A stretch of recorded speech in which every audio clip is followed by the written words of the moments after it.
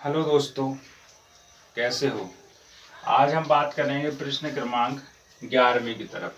प्रश्नावली 5.3 पाठ 5 समांतर श्रेणी का हम प्रश्न क्रमांक 11वें की तरफ बात करेंगे। इसके पहले के हम 10 सवाल सॉल्व कर चुके हैं, तो पहले के सभी सवालों को देख लेना है।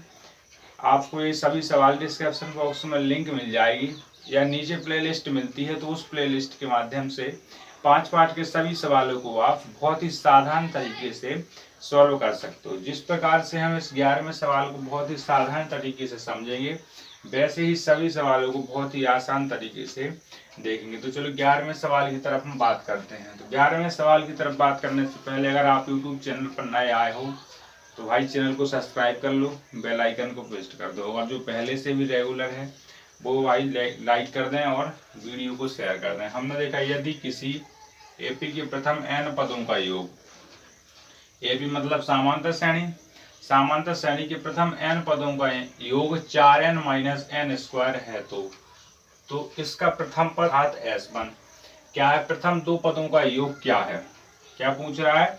प्रथम दो पदों का योग क्या है, दूसरा पद क्या है, और इसी प्रकार तीसरा पद, 10वां पद और n में पद ज्ञात कीजिए।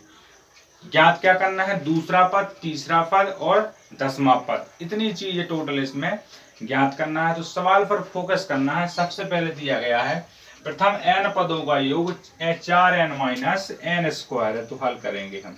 बिल्कुल आसान तरीके से समझेंगे, तो बिल्कुल धीरज बनाए रखे रहना है और कॉपी और पेन लेकर बैठना है, जिससे तुरंत के तुरंत आप नोट करते जाओ इम्पोर्टेंट चीजें। हमने देखा एपी में प्रथम n पदों का योग, n पदों का योग कितना मिला हमें, 4n - n स्क्वायर। ठीक है जी, हमें मिल गया। अब प्रथम n पदों यानी n का मान n है और Sn का मान j दिया गया है। Sn बराबर कितना, 4n - n स्क्वायर। जी बात सॉल्व करा हुआ मिल गया, तो हमने इसे एक नाम दे दिया, समीकरण 1। हमने अब समीकरण 1 दे दिया। अब क्या करेंगे, इसका प्रथम पद मान लो S1 है। जब S1 है यानी इतने n की जगह पर कितना होगा, 1 होगा, होगा क्या नहीं होगा। तो हमने रख दिया n की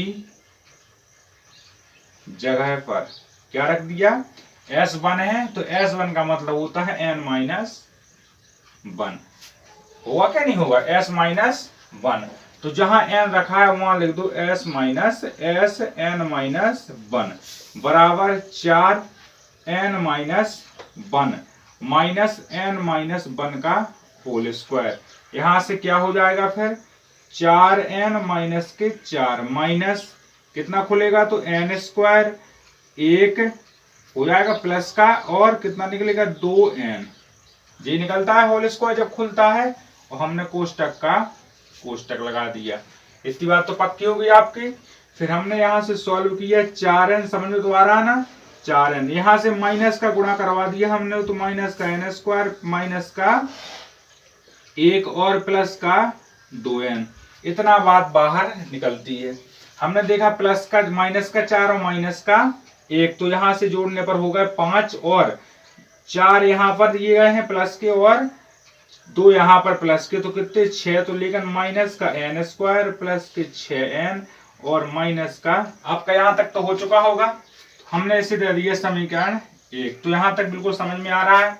फिर हमने देखा समीकरण 1 व समीकरण 2 को, समीकरण 1 को समीकरण 2 से घटाने पर, या समीकरण 2 को समीकरण 1 व 2 को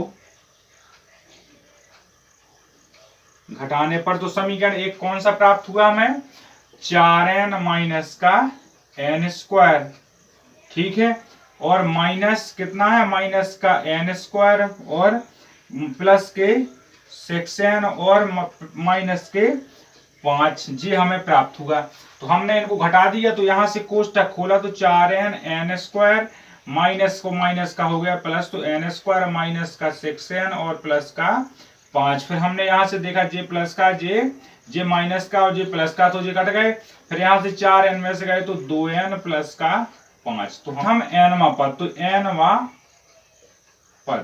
nवा पद हमारा आ गया माइनस का 2n प्लस का 5। तो जी हमारा nवा पद यहाँ से ज्ञात हुआ। कौन सा पद हुआ इसका, कौन सा पद, nवा पद ज्ञात करना था, तो nवा पद हमारा आ चुका। जब हमारा nवा पद ज्ञात हो चुका है तो हमें कौन सा पद निकालना है, दूसरा पद और तीसरा पद, तो और फिर 10वां पद। तो दूसरा पद कैसे निकालेंगे, दूसरा पद।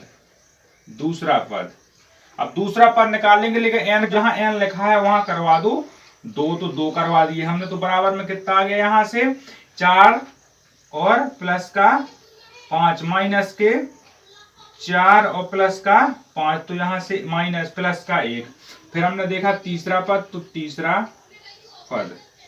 तीसरा पद यानी जहां पर n है वहां पर रखो 3 प्लस का 5 बराबर माइनस के 6 और प्लस के 5, तो कितना आ गया, माइनस का 1। फिर है 10वां पद, तो 10वां पद कितना आ गया, माइनस के 2 और यहाँ पर n की जगह पर रखो 10 प्लस का 5 का 5, तो यहाँ से कितना 20 का 20 और प्लस का 5 यानी माइनस का 15। तो हमसे इतनी चीजें पूछी गई थी वहां पर कि हमें बताना था कौन सा पद, nवा पद। तो nवा पद हमारा जी निकल के आ गया था, और फिर पूछा था उसने दूसरा पद, तो दूसरा पद निकल आया, तीसरा पद निकल आया और 15वां पद निकल आया। तो जी इसका आंसर है। तो भैया पहला देख लो 11 वाला पूरी आसान तरीके से हम सॉल्व कर चुके थे। जहां भी इसमें थोड़ी बहुत दिक्कत गई हो तो आप कमेंट कर सकते हो, कमेंट करके बता देना है कि हमको यहाँ से थोड़ी सी दिक्कत गई है, तो हम उसको आपको दोबारा भी एक्सप्लेन करके बता देंगे। तो भाई आज तक के लिए इतना ही काफी, 11वां तक का। अब मिलते हैं हम दूसरी क्लास में, 12वां वाले सवाल लेकर आएंगे। इस तरीके से पूरे सवालों को हमने सॉल्व किया, बहुत ही आसान तरीके से, तो आपको समझ में आ चुका होगा। मिलते हैं हम प्रश्न क्रमांक 12 में। जब तक के लिए सभी दोस्तों को जय हिंद, जय भारत।